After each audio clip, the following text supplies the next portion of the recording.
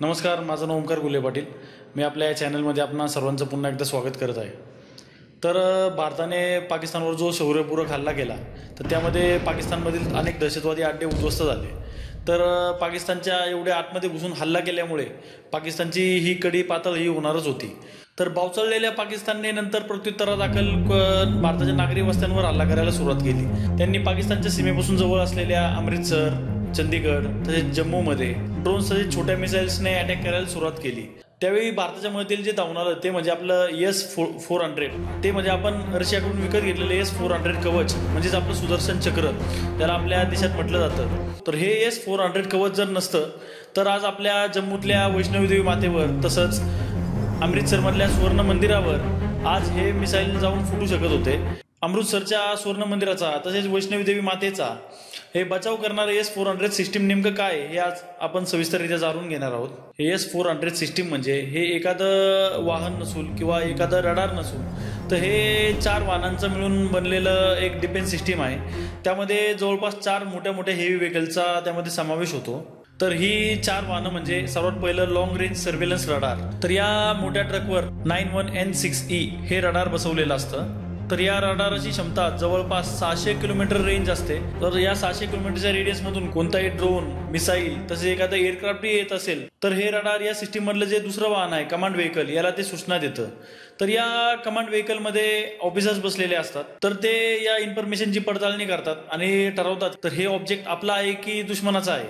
म्हणजे एखादं एअरक्राफ्ट असेल किंवा एखादं मिसाईल असेल किंवा एखादं ड्रोन असेल तर हे आपलंही असू शकतं किंवा दुश्मनाचंही असू शकतं. जर दुश्मनाचा कोणता ऑब्जेक्ट असेल तर हे काय कमांड व्हेकलमधून ऑर्डर जाते लॉन्च व्हेकलला, जे की या रडार सिस्टीम मधलं 4थं व्हेकल आहे. तर तिसऱ्याबद्दल आपण बोलणार आहोत. तर या 4थ्या नंतर तिसरं आपण यामध्ये घेणार आहोत. तर या 4थ्या वाहनाला लॉन्च व्हेकल असं म्हटलं जातं. तर तुम्ही काल मीडियामध्ये किंवा सोशल मीडियावर या व्हेकलची तुम्ही अनेक इमेजेस किंवा आपण म्हणतो पिक्चर्स अनेक बघितले असतील किंवा अनेक व्हिडिओज बघितले असतील. तर हे म्हणजे हे लॉन्च व्हेकल. तर जेव्हा या लॉन्च व्हेकलमधून मिसाईल बाहेर निघतं तर तेव्हा हे जे तिसरं वाहन आहे एंगेजमेंट रडार याला बोललं जातं. हे एंगेजमेंट रडार त्या मिसाईलला गाईड करत असतं की कुठे दुश्मनाचा ठाव ठिकाण आहे किंवा काय. तर या एंगेजमेंट रडारच्या मदतीने ते मिसाईल जे काही टार्गेट असेल ते प्रिसाइजली जाऊन हिट करतं. तर आपण याचं पूर्ण युनिट समजून घेऊया की या एका सिस्टीममध्ये हे जे लॉन्च व्हेकल आहेत असे तुम्ही 4 लॉन्च व्हेकल असे तुम्ही वापरू शकता. वेगवेगळ्या ठिकाणी जाऊन तुम्ही प्लेस करू शकता कारण की याचं रडार क्षमता फार मोठी आहे. तर एका लॉन्च व्हेकलमध्ये 4 मिसाईल बसतात. तशा प्रकारे या 4 लॉन्चरची मिळून एक बॅटरी बनते. बॅटरी म्हणजे हा डिफेन्सचा एक वर्ड आहे. बॅटरी म्हणजे आपली बॅटरी नाही. तर या 4 व्हेकलला मिळून बॅटरी म्हटलं जातं. आणि 2 battery is equal to 1 battalion म्हणजे 4 गुणिले 8 म्हणजे 8 लॉन्चरची मिळून एक बटालियन असते. तर अशा 5 सिस्टीमची डील ही भारताने रशियासोबत केली होती 2018 साली. अर्थात तेव्हा आपल्या देशात खूप तयार झाला होता. जवळपास 35 ते 40 हजार कोटीची ही डील होती. तेव्हा अर्थात आपल्या अख्ख्या भारतामध्ये याविषयी तयार झाला होता की एवढी मोठी डील करण्याची गरज आहे का, की आपल्या देशात शाळा बांधा, हॉस्पिटल बांधा, काय बांधा. तर आता जर आपण पाहिलं या सिस्टीमने लाखो करोडो लोकांचा जीव वाचवलेला आहे. तर आता पुन्हा एकदा देशातून मागणी होत आहे बाबांनो कर वाढवा पण अशा अजून 10-12 सिस्टीम तुम्ही रशियाकडून विकत घ्या. तर भारताची जी डील झाली होती त्यामध्ये आपल्याला कॉम्प्लिमेंटरीचे 60 मिसाईल मिळाले होते आणि भारताने एक्स्ट्रा 1000 मिसाईल हे रशियाकडून विकत घेतले. तर त्यामधल्या 3 बटालियनची ऑर्डर सध्या भारतामध्ये आलेली आहे. त्यातली एक S-400 सिस्टीम ही जम्मू काश्मीर आणि पंजाब यासाठी त्यांनी तिथे बसवलेली आहे. दुसरी सिस्टीम ही राजस्थान आणि गुजरातच्या बॉर्डरवर बसवलेली म्हणजे दोन्ही सिस्टीम या पाकिस्तानच्या बॉर्डरला आहेत. तर तिसरी सिस्टीम ही चायनाच्या बॉर्डरला आहे व 4थी सिस्टीम ही स्ट्रॅटेजिकली भारताने प्लेस केलेली आहे की ज्याने मुंबई, पुणे, अहमदाबाद, बेंगलोर, हैदराबाद, चेन्नई हा अख्खा जो मोठा पट्टा आहे मोठ्या शहरांचा तर तो कव्हर होऊन जाईल या सर्व सिस्टीममध्ये.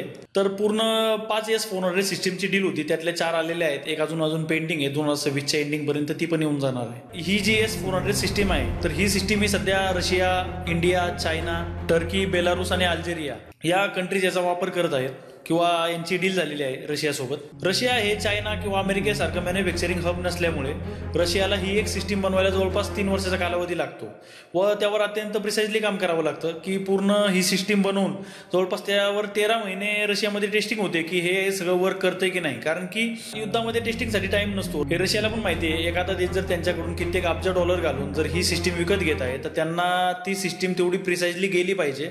तर त्यामुळे रशियाकडूनही याची मोठ्या प्रमाणावर टेस्टिंग केली जाते त्यानंतरच 3 ते 3.5 वर्षानंतर याची डिलिव्हरी मिळते. तर भारताकडे या S-400 सिस्टीमशिवाय आयर्न डोम आहे, जे आपण इस्रायलकडून घेतलं आहे. जे आयर्न डोमचं तुम्ही नाव ऐकलं असेल. आता जेव्हा गाझाचं आणि इस्रायलचं वॉर चालू होतं, पॅलेस्टाईन आणि इस्रायलचं, त्यामध्ये या इस्रायलच्या आयर्न डोमने गाझाचे अनेक मिसाईल्स त्यांनी परतवून लावले होते. तर आज जे छोट्या मिसाईल किंवा ड्रोन असतील तर त्यासाठी आपल्याकडे आयर्न डोम आहे, किंवा ज्या मिडियम रेंजच्या ज्या मिसाईल आहेत की त्यासाठी आपल्याकडे आपल्या स्वतःचं स्वदेशी बनावटीचं आकाश मिसाईल तसेच बराक 8 आहे. आणि आता लॉंग रेंजच्या मिसाईलसाठी ही S-400 सिस्टीम आहे. त्यामुळे आता आपण तसं म्हणायला गेलं तर आता आपल्याला बाहेरच्या कोणत्याही मिसाईलपासून किंवा कोणत्याही लढाऊ विमानांपासून आपल्याला सध्या धोका नाही आहे. आणि जिथे कुठे लूपहोल्स असतील ते सरकारला डिफेन्सला ऑब्व्हियसली माहितीच असतील. तर तिथे राफेल आहेत, सुकोई आहे, तेजस आहे, MiG-21 आहे, ही जी सगळी विमानं आहेत तर ही सगळी तिथे जाऊन ते प्लेस करू शकतात. त्यामुळे खऱ्या अर्थाने आता हवाई हल्ल्यांना प्रत्युत्तर देण्यासाठी फक्त पाकिस्तानच नाही तर चायनाच्याही हवाई हल्ल्यांना प्रत्युत्तर देण्यासाठी आपण सक्षम आहोत. पण आपण संपूर्ण जगाला तसेच आपल्या स्वतःच्याही नागरिकांना आपण हे दाखवून दिलेलं आहे. आशा करतो की या व्हिडिओतून तुम्हाला काहीतरी नवीन शिकायला मिळालं असेल. जर व्हिडिओ आवडला असेल तर चॅनलला सबस्क्राईब करा, व्हिडिओला लाईक करा व आपल्या मित्रमंडळींशी शेअर करा. धन्यवाद.